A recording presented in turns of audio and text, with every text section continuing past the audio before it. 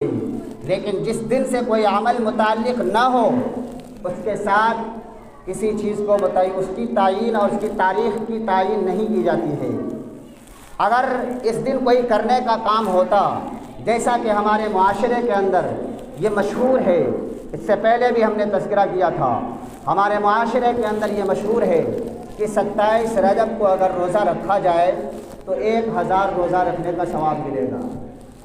کل سے اب تک تقریباً 30 لوگوں کا فون آ چکا جو اس بات کو پوچھ رہے ہیں کہ 27 رجب کب ہے۔ میں پوچھا 27 رجب کو ہوتا کیا ہے؟ بولا روزہ رکھا جاتا ہے، 1000 روزے کا ثواب ملتا ہے۔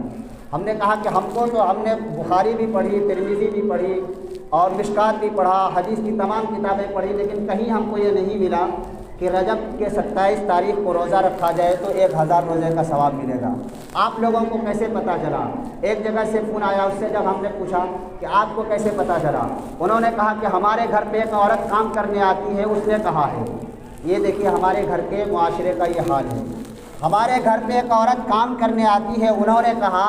کہ 27 رجب کو اگر روزہ رکھا جائے تو 1000 روزے کا ثواب ملے گا۔ میں اس کو سمجھا رہا ہوں، 2-3 مرتبہ ہم نے کہا کہ شریعت میں اس کی کوئی اصل موجود نہیں ہے، لیکن وہ کہہ رہا ہے نہیں، اس کے علاوہ بھی 2-3 عورتوں نے اور بھی کہا ہے۔ یہاں قرآن و حدیث کا جاننے والا ایک بات کہہ رہا ہے، اس کی بات کو پیچھے رکھنے کی کوشش کی جا رہی ہے۔ ایک عورت جنہوں نے نہ قرآن پڑھا، نہ حدیث کا چہرہ دیکھا، نہ بخاری کا نام سنا، نہ ترمذی کا نام سنا، نہ حدیث کا صحیح تعریف بتلا سکتی، نہ حدیث کی تعریف کی جا سکتی، نہ کسی چیز میں شریعت کا مفہوم بیان کر سکتا، اس کے باتوں پر لوگوں کو یقین ہے۔ لیکن قرآن و حدیث کا جاننے والا جو مسجد کے ممبر سے بیان کرتا ہو، جو بخاری کے حدیث پڑھ کر کے بتلاتا ہو، قرآن کی آیت پڑھ کر کے اس کے ترجمے کر کے بتلاتا ہو، ان کی باتوں پر ہمیں یقین نہیں ہو رہا ہے۔ میرے محترم بزرگوں اور دوستوں، بہرحال تو میں یہ کہہ رہا تھا کہ قرآن و حدیث کے اندر، پورے ذخیرہ احادیث کے اندر اور قرآن کی آیتوں کے اندر کہیں بھی اس بات کا تذکرہ موجود نہیں ہے کہ 27 رجب کو روزہ رکھا جائے تو 1000 روزے کا ثواب ملے گا۔ باقی روزے رکھنے کے لیے تمام دن برابر ہیں، آپ نفلی روزے رکھیے، 1000 کیا اگر اللہ رب العزت چاہے گا تو 2000 روزے کا ثواب دے دے گا، 3000 دے دے گا، وہ اللہ رب العزت کی مشیت و مرضی پر موقوف ہے۔ باقی اپنی طرف سے کسی چیز کو متعین کرنا، اپنی طرف سے دین کے اندر کسی چیز کو تعین کرنا، اپنی طرف سے کوئی چیز گڑھ کر کے لگا دینا، اسی کو کہتے ہیں بدعت۔ اور بدعت کے بارے میں فرمایا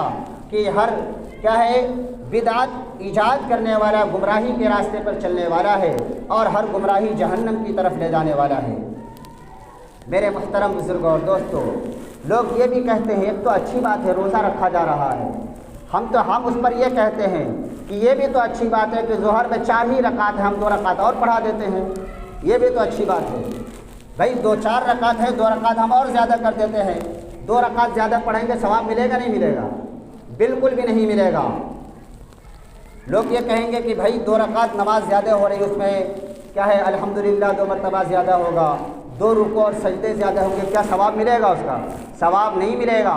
بلکہ اس کی کٹائی اور ٹھکائی ہوگی جم کر کے، کیونکہ شریعت کو چینج کیا جا رہا ہے، اللہ رب العزت کے احکامات کو بدلنے کی کوشش کی جا رہی ہے۔ شریعت کا مفہوم یہ ہے کہ اللہ اس کے رسول صلی اللہ علیہ وسلم سے جتنا ملا ہے اتنے ہی برقرار رکھا جائے۔ اگر اس میں کمی اور بیشی کرنے کی کوشش کی گئی اور اس کو صحیح لبادہ چڑھا کر کے اور صحیح رخ دے کر کے اس کو کیا ہے پیش کرنے کی کوشش کی جائے گی، تو جس طریقے سے دنیا کے اندر دوسرے دین و دھرم کا حلیہ بگاڑ دیا گیا، اسی طریقے سے اگر اس کے اندر بھی بدعت کو ایجاد کیا گیا، اپنی طرف سے کسی چیز کو بڑھایا گیا، اپنی طرف سے کسی چیز کو داخل کیا گیا، جس طریقے سے دین مسیحیت برباد ہو گئی، دین موسوی برباد ہو گئی، دوسرے تمام ادیان و مذاہب برباد ہو گئے، اس کی وجہ یہی تھی کہ اس کے جاننے والوں نے اپنی طرف سے بڑھانے کی کوشش کی، اپنی طرف سے لگانے کی کوشش کی، اپنے طرف سے من گڑت باتوں کو اس میں لگا دیا گیا، کتابوں میں بڑھا دیا گیا، جس کی وجہ سے دین اپنے اصل اصلی شکل پر موجود نہیں رہا۔ اسی طریقے سے اگر بدعت کو ایجاد کیا گیا، دین کے اندر کسی نئی چیز کو داخل کیا گیا، تو اس دین کا بھی وہی حال ہو جائے گا۔ اس لیے اگر دین کی سلامتی چاہتے ہیں تو اتنا ہی کیا جائے جتنا قرآن و حدیث سے ثابت ہے، جتنا صحابہ کرام کی زندگی سے ثابت ہے، جتنا حضور اکرم صلی اللہ علیہ وسلم کی زندگی سے ثابت ہے۔ اگر آپ نے اس چیز کو ایجاد کر دیا، کل کوئی اور آئے گا کہے گا 27 کے بعد 28 کو بھی ایک روزہ رکھو، پرسوں کوئی اور آئے گا کہے گا 28 کے بعد 29 کو بھی ایک روزہ رکھو، تو اس طریقے سے دین اپنی اصلی جگہ موجود نہیں رہے گا۔ جب دین اصلی جگہ موجود نہیں رہے گا تو ہمارا اور آپ کا کیا حال ہوگا؟ اس وجہ سے شریعت کے مفہوم کو سمجھا جائے، شریعت کے مقاصد کو سمجھا جائے۔ میرے محترم بزرگوں، اس طرح کی باتیں آتی ہیں وہ اسی وجہ سے آتی ہیں، کچھ لوگوں نے کہا